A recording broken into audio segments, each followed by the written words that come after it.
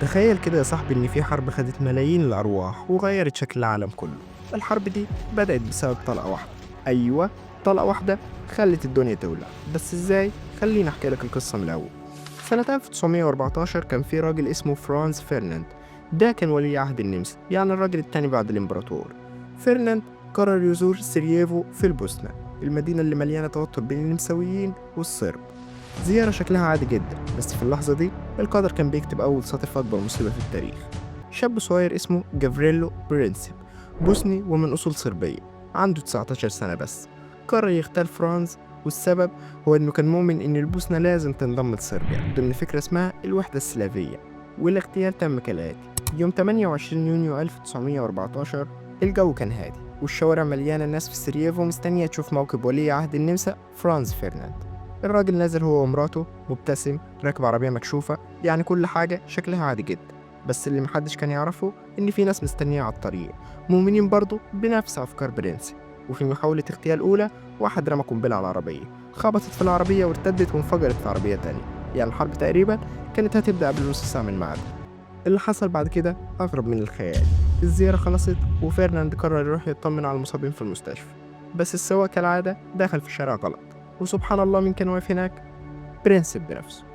لا، الهدف جاي لحد عنده من غير تفكير، طلع مسدسه وطلقتين بس يا صاحبي، واحدة راحت في فرناند والتانية في مراته وماتوا في لحظتها. وساعتها النمسا قالت بس، ده إعلان حرب. وصربيا كانت بتتلكك للنمسا أصلا، فأعلنت الحربية كمان. وروسيا قالت صربيا دي أختي الصغيرة مش هسيبها.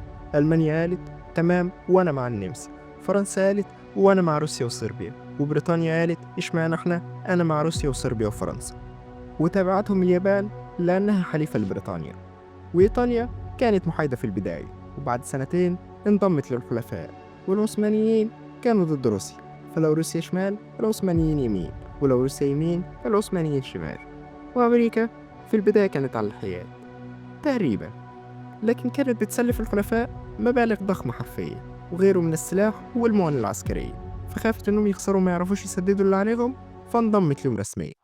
طيب نراجع سريعا كده. بسم الله الرحمن الرحيم، على بركة الله نبدأ المباراة. على الجانب الأيسر من الملعب فريق دول المحور النمسا وألمانيا والدولة العثمانية، وعلى الجانب الأيمن من الملعب فريق دول الحلفاء صربيا وروسيا وفرنسا وبريطانيا واليابان، ومعهم إيطاليا وأمريكا المنضمين حديثا. وفجأة يا صاحبي، نص كوكب الأرض بيحارب النص التاني، ومفيش حد فاهم هو بيحارب ليه أصلا.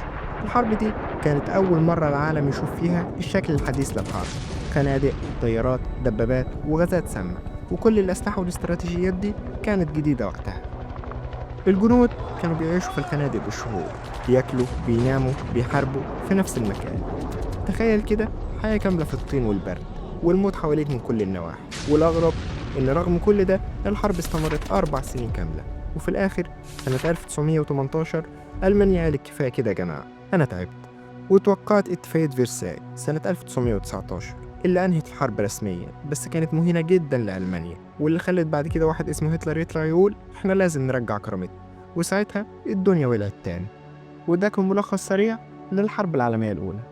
في النهاية ما تنساش لايك وكومنت واشتراك، وتقول لنا رأيك في الكومنتات.